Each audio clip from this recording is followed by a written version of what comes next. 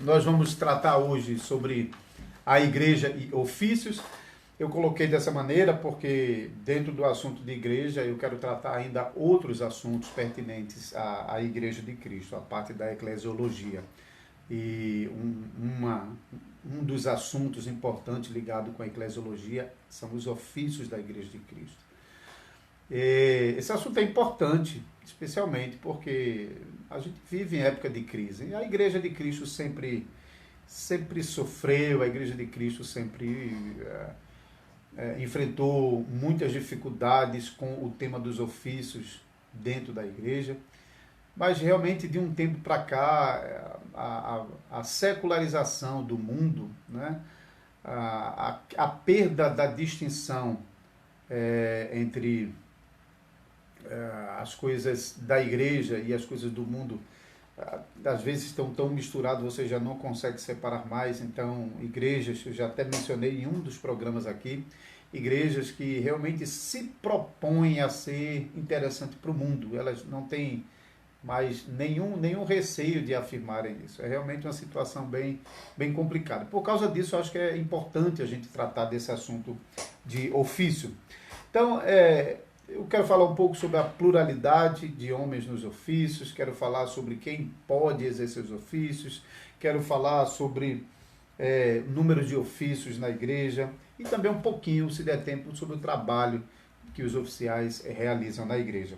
Eu sou pastor da Igreja Reformada, né, pastor da Igreja Reformada aqui em Caruaru, então eu vou falar muito mais dentro do meu próprio contexto, para ficar mais seguro naquilo que vou falar, mas provavelmente aquilo que eu vou falar é bem facilmente compreendido por qualquer outra pessoa, tá bom? Eu digo que eu vou falar mais no meu contexto, porque eu vou usar o regimento das igrejas reformadas para nos dar algumas informações adicionais sobre esses assuntos.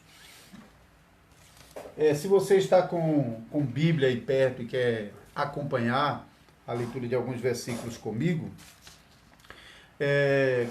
quando o Senhor Jesus instituiu os ofícios na igreja cristã, por meio dos apóstolos, então nós temos uma separação de ofícios especiais. Quando falamos sobre ofícios especiais, nos referimos àqueles ofícios que não são realizados por todas as pessoas, mas por aquelas pessoas que foram chamadas pelo Senhor. O primeiro texto que eu gostaria de compartilhar com vocês está na carta do apóstolo Paulo aos Efésios, no capítulo 4. É um texto básico para nós tratarmos sobre os ofícios na igreja cristã. Então vamos... Efésios capítulo 4, vou colocar meu óculos aqui para ajudar na minha leitura. A partir do versículo 7... diz assim: e a graça foi concedida a cada um de nós segundo a proporção do dom de Cristo. Por isso diz, quando ele subiu às alturas, levou cativo o cativeiro e concedeu dons aos homens. Ora, que quer dizer subiu, senão que também havia descido até as regiões inferiores da terra? Aquele que desceu é também o mesmo que subiu acima de todos os céus, para encher todas as coisas. E ele mesmo concedeu uns para apóstolos, outros para profetas, outros para evangelistas e outros para pastores e mestres. E o texto continua: com vistas ao aperfeiçoamento dos santos, para o desempenho do seu serviço, para a edificação do corpo de Cristo e para que todos cheguemos à unidade da fé e do pleno conhecimento do Filho de Deus, à perfeita varonilidade e à medida da estatura da plenitude de Cristo. Então, se você notou no versículo 11, ele mesmo concedeu uns para apóstolos, outros para profetas, outros para evangelistas e outros para pastores e mestres. Não é uma sequência exaustiva, mas ajuda a gente a compreender um pouco como Deus tem dado esses ofícios ao longo do tempo. Porque você pode notar que os primeiros ofícios foram ofícios que encerraram na época dos apóstolos, o próprio ofício de apóstolos, o ofício de profeta e, em certa medida, eu diria até que o ofício de evangelista. Porque esse evangelista que está falando aqui não é da mesma natureza dos evangelistas que nós utilizamos hoje na igreja. Quando a gente fala sobre o evangelista hoje na igreja, é mais alguém que está ajudando nos trabalhos da igreja, no desenvolvimento da obra, acompanhando o trabalho missionário, ajudando. Um evangelista, na época dos apóstolos, eles tinham uma autoridade derivada dos apóstolos e, de vez em quando, estavam até realizando os mesmos atos extraordinários dos apóstolos. Então, é uma situação um pouco diferente. Os ofícios realmente que ficaram na sequência mencionada, pastores e mestres. Calvino interpretou pastores e mestres como sendo coisas separadas. Então, ele falou dos pastores como os ministros e ele falou dos mestres como os professores. E em Genebra funcionavam 4 ofícios, e não 3. O ofício de pastor, presbítero, diácono e mestre. E na Holanda também, séculos atrás, durante muito tempo, perdurou também os 4 ofícios. Na Holanda, o professor era aquele que ia dar aula no seminário. Então, o professor que dava aula no seminário era diferente, um ofício diferente do ministro da palavra. Mas, com o passar do tempo, as igrejas compreenderam que aqui pode ser uma endíade, são quando 2 palavras são utilizadas para descrever a mesma coisa. Então, pastores e mestres descrevem ofícios, trabalhos diferentes dentro do mesmo ofício de pastor, de ministro. Isso a gente pode, olhando para as várias passagens bíblicas do Novo Testamento, a gente vai ver que aqueles que estavam ensinando não eram pessoas diferentes daqueles que estavam ministrando. Então, o trabalho de pregação, de ministração e o trabalho de ensino autoritativo estavam ligados ao mesmo ofício de pastores, de ministros. Então, esse ofício acabou ficando como um ofício só. Uma diferença que existe dentro da tradição presbiteriana e da tradição reformada continental, as igrejas reformadas do Brasil, elas são de tradição reformada continental, as igrejas presbiterianas são de tradição reformada das Ilhas Britânicas. Então, aquele que é conhecido como pai do presbiterianismo, né, John Knox, ele recebeu uma forte formação em Genebra com Calvino, e quando ele então volta para a sua terra, para a Escócia, e começa a proclamar o Evangelho conforme as doutrinas reformadas, então as igrejas reformadas na ilha ficaram sendo conhecidas como presbiterianas porque John Knox ele teve de lidar fortemente com as igrejas episcopais, com o sistema episcopal da igreja anglicana, da igreja do Estado. E essa ênfase dele para manter um governo presbiteral acabou sendo apelidado de presbiteriano. Então, mas os presbiterianos, os irmãos presbiterianos, reconhecem que dentro do ofício de presbítero existem 2 funções. A função do presbítero regente, os que governam, e o docente, aquele que prega. E na prática, dificilmente alguém chama um pastor de presbítero, né? Geralmente o pastor é realmente pastor, é o ministro, é o reverendo. Então, embora eles tratam como um ofício só, na prática eles reconhecem que as atividades desses mesmos oficiais presbíteros são diferentes. No sistema reformado continental, no desenvolvimento da teologia continental, já convencionou-se a tratar os 2 como sendo ofícios diferentes, de pastor e de presbítero. Mas no meio reformado continental, não é incomum que alguém me chame de presbítero. E como não é incomum que alguém chame um presbítero de pastor. Porque nós reconhecemos que os 2 ofícios, eles brotam de uma mesma base comum de ofício, que é o ofício de presbítero. Mas o ministro da palavra, o pastor, é aquele presbítero, conforme 1 Timóteo 5,17, que foi designado particularmente para o ministério da palavra. Então, Hebreus 10:7, por exemplo, usa o termo pastor já para se referir de forma mais específica, Hebreus 13:7, né? Lembrai-vos dos vossos guias, os quais vos pregaram a palavra de Deus. E em algumas traduções está pastores, né? A gente pode lembrar também de 1 Timóteo 5,17. Então, podemos falar de 2 ou 3 ofícios, mas mesmo aqueles que falam sobre 2 ofícios, como nos documentos puritanos de Westminster, reconhece que dentro do ofício presbítero tem essa divisão entre as atividades do presbítero docente e o presbítero regente. Então, para todos os efeitos, existem 3 atividades particulares: o ministério da misericórdia, o governo da igreja e o ministério da palavra. Então, esses 3 ofícios têm de trabalhar combinadamente para que a igreja de Cristo possa andar de maneira apropriada e conforme a vontade de Deus. Esses 3 ofícios, eles não estão subordinados um ao outro. Aqui, agora, a gente tem uma grande diferença das igrejas de tradição reformada para as igrejas que talvez até falem sobre 3 ofícios. Eu sei que em algumas igrejas falam também sobre 2 ofícios, mas nesse caso, porque fala somente sobre diácono e pastor, né? O pastor e presbítero está junto, então fica diácono e pastor, mas a força de governo está mais com os diáconos do que com os pastores ou presbítero. Mas o mais importante na distinção agora é que em algumas igrejas essa distinção entre os ofícios, seja 2 ou 3, é feito na horizontal, ou seja, no topo está o pastor, abaixo está o presbítero e abaixo está o diácono. Então, enquanto que na tradição reformada nós colocamos um ao lado do outro, pastores, presbítero e diácono. Em relação aos pastores, costuma-se usar uma expressão chamada primus inter pares, expressão latina para se referir o primeiro entre iguais. O pastor, ele é primeiro, não no sentido de superioridade em relação aos outros, mas porque o pastor é o primeiro dos ofícios a aparecer na igreja cristã.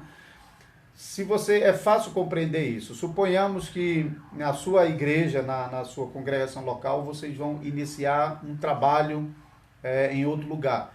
Então, esse trabalho começa como? Começa com a pregação, não é? Depois, pessoas que estão ouvindo a pregação, essas pessoas vão se juntar ao grupo, e à medida que as pessoas forem se juntando ao grupo, então surgirá a necessidade de governar esse grupo e a necessidade de auxiliar as necessidades desse grupo. Então veja que o ofício de presbítero, o ofício de diácono surge em decorrência da existência de um povo já congregado. Enquanto que o ministro da palavra, não. O ministro da palavra, ele pode estar em todos os lugares pregando o evangelho. Mesmo que lá o Senhor não levante um povo, mas ele foi lá e proclamou o evangelho. Então, o ministro é o primeiro a chegar. Por isso ele é chamado de primus inter pares. Então, ele é o primeiro, mas ele é o primeiro entre iguais. Tanto o ministro da palavra, como o presbítero, como o diácono, eles recebem a sua autoridade diretamente de Cristo. Não é nem da igreja. Não é a igreja que dá autoridade ao ministro, que dá autoridade ao presbítero, que dá autoridade ao diácono. É Cristo. Eles recebem a sua autoridade para realizar o seu trabalho diretamente de Cristo. E eles devem realizar o seu trabalho com todo zelo. Quando pastores, presbíteros e diáconos estão realizando o seu trabalho com todo zelo e temor diante do Senhor, certamente o rebanho de Jesus Cristo será bem conduzido nessa jornada, enquanto temos que atravessar nesse mundo entre vales e sombras de morte, não é? Então, falamos sobre os ofícios e falamos sobre esses ofícios não sendo uma hierarquia onde um está sobre o outro, mas onde um está ao lado do outro. Isso é uma grande característica da tradição reformada ao longo dos séculos e que é preservada hoje pela graça de Deus nas igrejas presbiterianas, igrejas reformadas. Algumas igrejas congregacionais têm lutado para resgatar a sua tradição reformada, na impossibilidade de recuperarem a Confissão de Savoy. Por exemplo, as igrejas congregais da Aliança, elas elaboraram uma confissão de fé recentemente. Você pode encontrar essa confissão de fé na internet ou em umas bíblias que estão sendo publicadas pelas igrejas congregacionais da Aliança. Então, a confissão de fé da Aliança. Essa confissão de fé, ela, em boa medida, ela resgata os princípios reformados. Ela foi desenvolvida com base na sua antiga Confissão de Savoy, recebendo auxílio dos padrões de Westminster e também das três formas de unidade. Foi um trabalho realmente maravilhoso, um trabalho bonito que a comissão das igrejas congregacionais da Aliança fizeram para que realmente eles pudessem ter uma confissão de fé que pudesse ligá-lo com a sua história reformada e então com as doutrinas que pudessem ser confessadas também pela igreja hoje. Certo. Agora falando sobre pluralidade nos ofícios. Particularmente quando estamos tratando sobre os presbíteros na igreja, a Bíblia sempre trata como os presbíteros em número plural, porque a igreja de Cristo ela não foi designada para ficar debaixo da autoridade de um só homem. Isso, ao longo desses 2 milênios, tem sido uma luta para a igreja, hein? Desde o princípio, nos primeiros séculos da igreja, o bispo de Roma já começou a reivindicar uma supremacia sobre os outros patriarcados. Isso é uma história um pouquinho à parte, e podemos tratar em outro momento, ou você pode pesquisar mais sobre isso. Os grandes patriarcados que se desenvolveram, Alexandria, Constantinopla, Jerusalém, Roma e Antioquia, Alexandria, Constantinopla, Jerusalém e Roma.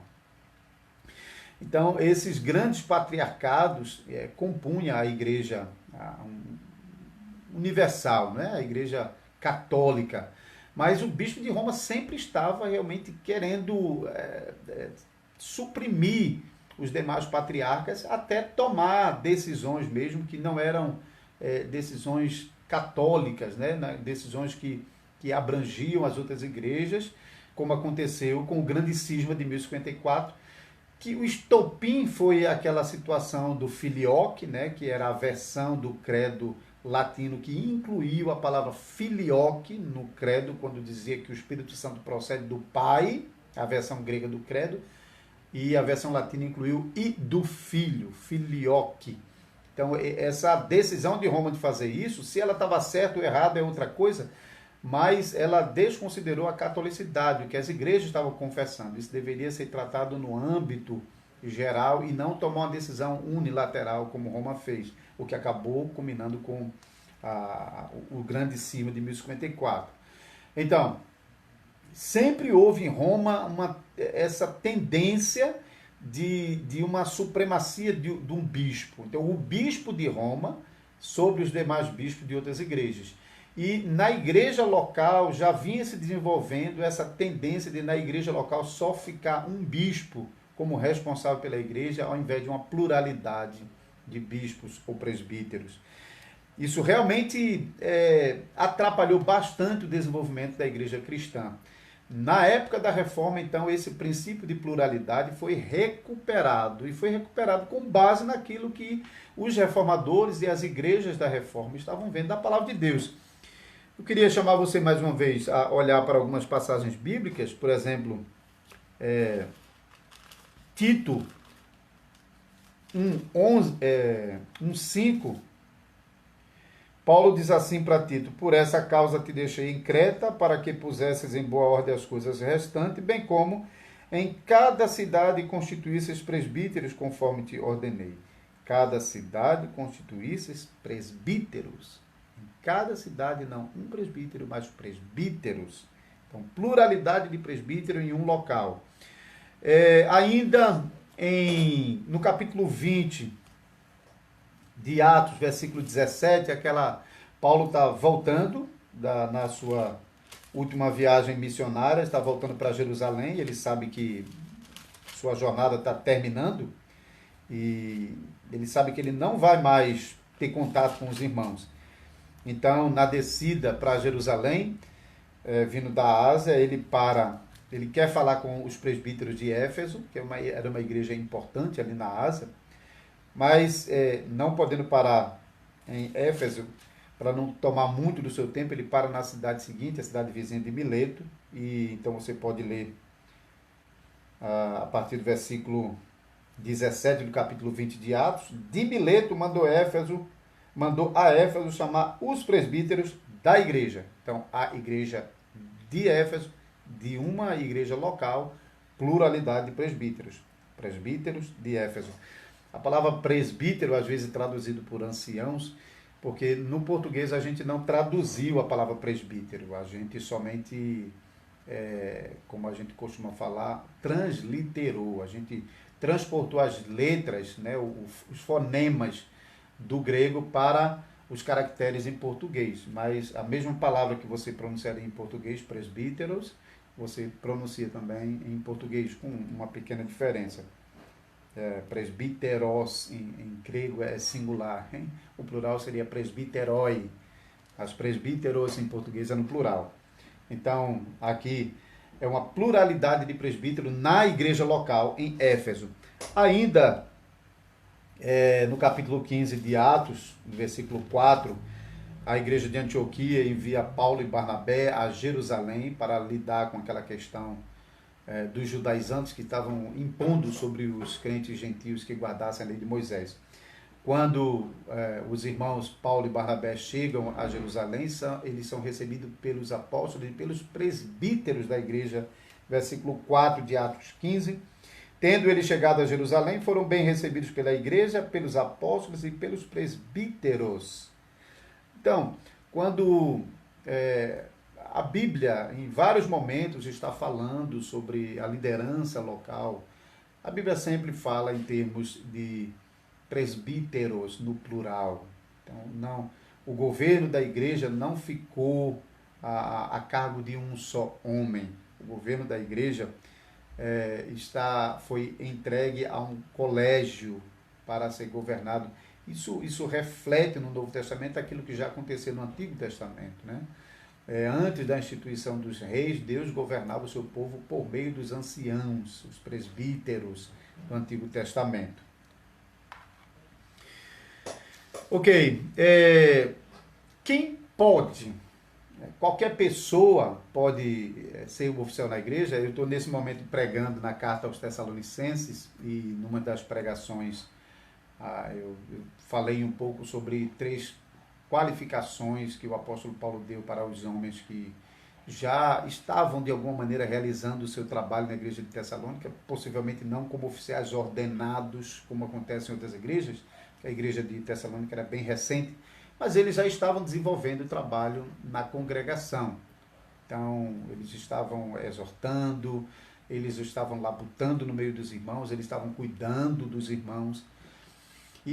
Mas mais especificamente, quando o apóstolo Paulo escreve a carta a Timóteo, ele oferece uma lista de qualificações que devem se manifestar na vida de um homem que aspira ao episcopado ou que a igreja o quer chamar para o episcopado. No capítulo 3, então, da primeira carta, o apóstolo Paulo, então, fala, fiel a essa palavra, se alguém aspira ao episcopado, excelente obra almeja, é necessário, portanto, que o bispo seja irrepreensível, esposo de uma só mulher. E aí ele segue uma série que eu não vou entrar aqui, mas o ponto é que é destinado aos homens. Tanto no Antigo Testamento, como na época de Jesus, na época dos apóstolos, as igrejas posteriores, os ofícios especiais na igreja sempre estiveram destinados aos homens. Isso é uma diminuição da mulher? De jeito nenhum. Só quem tenta colocar as coisas dessa maneira são os inimigos da igreja, que querem criar essa tensão dentro da igreja, como se as mulheres estivessem sendo desprestigiadas por não servirem nos ofícios. Quando Deus faz homem e mulher, Deus não faz homem e mulher iguais, ele faz homem e mulher diferente, com suas próprias habilidades, capacidades, vocações, com sua própria estrutura que é adequada à vocação que cada um vai cumprir. Então, o fato de que Deus cria homem e mulher diferentes é, ao mesmo tempo, uma complementação. Então, a mulher complementa o seu esposo também no trabalho que ele realiza. E assim, as mulheres podem contribuir muito para que os homens que foram chamados na liderança possam realizar o trabalho muito bem. Então, a mulher tem um excelente papel para contribuir. Veja, não são todos os homens que são chamados para ser oficiais na igreja. Então, mesmo alguns homens não são aptos para exercerem o trabalho do oficialato na igreja. E as mulheres, Deus colocou em uma outra posição para contribuir com o trabalho que os homens vão realizar, seja como marido em casa, seja como irmã mesmo na congregação, que pode contribuir bastante. O ministério de Jesus foi cercado pelas mulheres que estavam ajudando Jesus o tempo todo em tudo que ele estava fazendo. Os apóstolos igualmente, as mulheres estavam abrindo suas casas para que os homens de Deus realizassem seu trabalho. Elas estavam ajudando necessitados na igreja. Por exemplo, Febe, Romanos capítulo 16, até o texto usa uma palavra que tem gerado alguma discussão, porque chama Febe de diaconon. Então, alguns dizem que ela era uma diaconisa na igreja, mas isso não pode ser confirmado quando você compara essa passagem com uma infinidade de outras passagens, e a própria palavra aqui não está sendo usada como termo técnico para o diaconato, como acontece em outros lugares, por exemplo, Filipenses, quando Paulo escreve a carta saudando diáconos e presbíteros. A palavra diácono na Bíblia, tanto ela é usada para se referir ao ofício específico, como para se referir a ajudadores. Jesus mencionou essa palavra muitas vezes, e ela aparece muitas e muitas vezes na Bíblia para se referir ao trabalho de contribuição que algumas pessoas estavam dando ao trabalho da igreja. Então, isso não comprova. Eu mencionei anteriormente, deixe só rapidamente aqui dar uma lida. O Regimento das Igrejas Reformadas do Brasil, artigo 3, falando sobre caminho para os ofícios. Eu quero rapidamente ler aqui para você. Aqui dá para ler sem o óculos.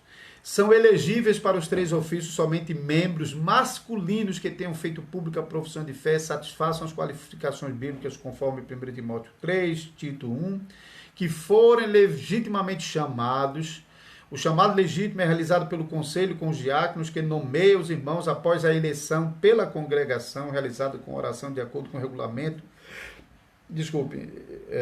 local para este fim. Antes da ordenação ou instalação pelo conselho, os nomes dos irmãos devem ser anunciados publicamente para assegurar que não haja nenhuma objeção legítima contra as nomeações. A ordenação de oficiais somente será realizada usando formas adotadas para esse fim.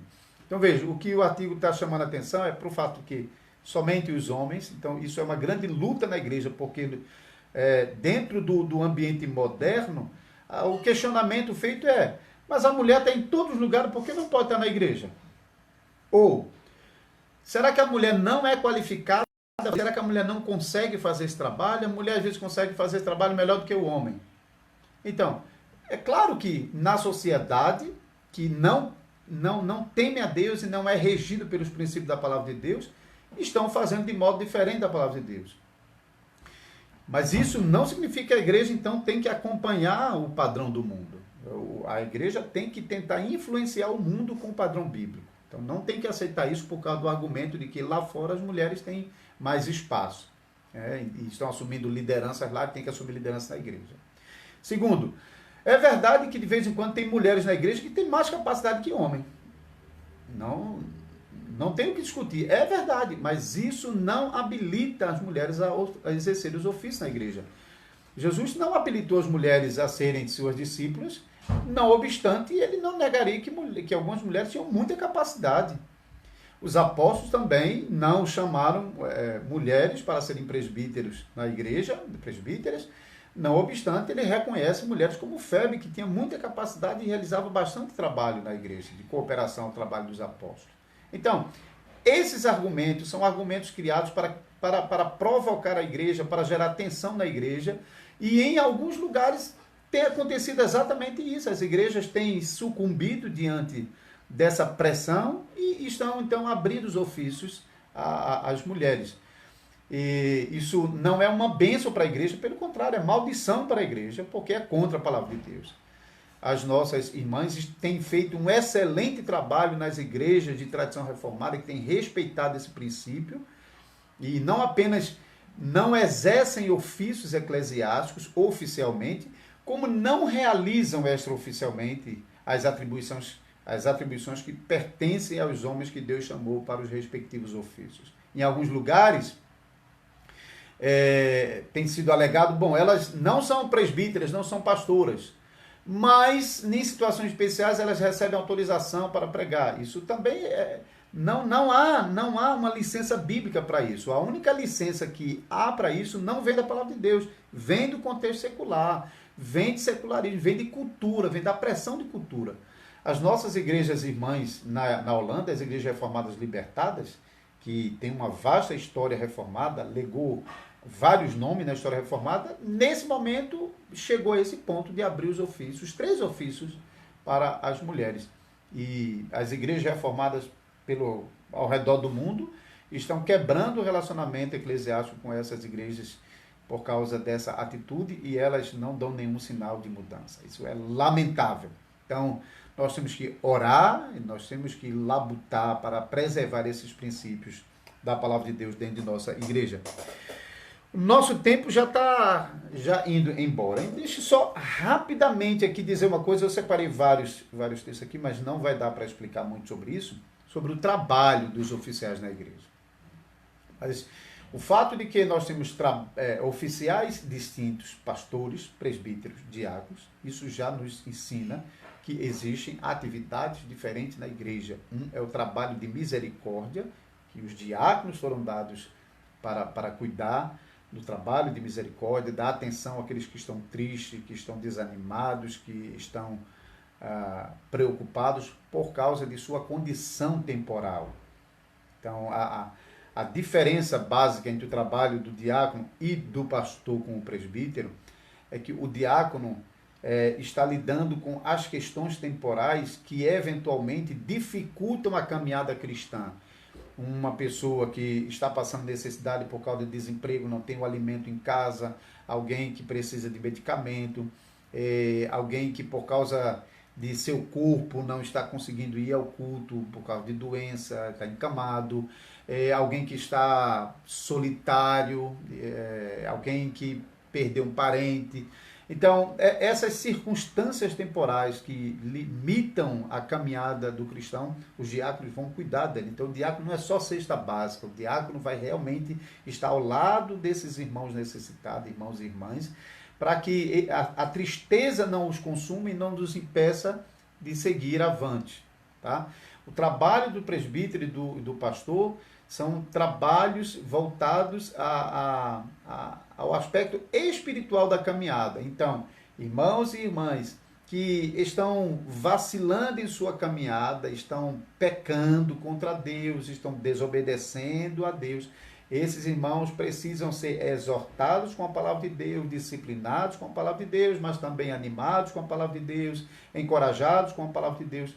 Então, os presbíteros e pastores que estão ligados com o ministério da palavra, eles estão usando a palavra de Deus para corrigir os que precisam ser corrigidos, mas para continuar animando o rebanho na sua jornada.